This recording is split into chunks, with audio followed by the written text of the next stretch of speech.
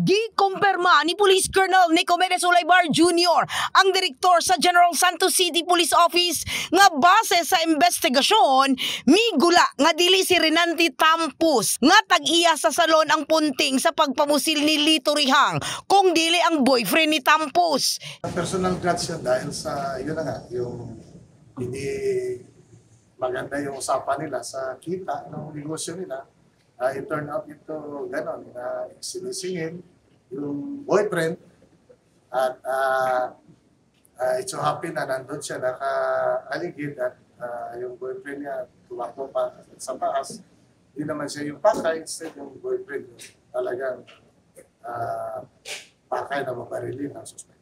Dugang ni Olaybar Jr., bikil sa income sa wala gipangan lang negosyo, tali kang Rihang og sa uyab ni Tampus ang nasuta nilang motibo sa krimen. Nasampahan na natin yung kaso kahapon.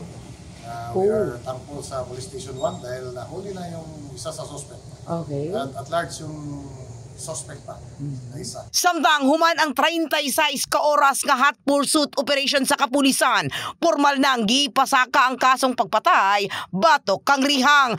Asa gamit sa kapulisan ang testimonyang gihatag kanila sa usa pa ka suspect nga una na nilang nasikop, kay baluan nga gisulod sa suspect ang mismong salon ni Tampos o gipusil ang nasangpit kapila ka higayon apan gideklarang patay sa mihiling nga doktor.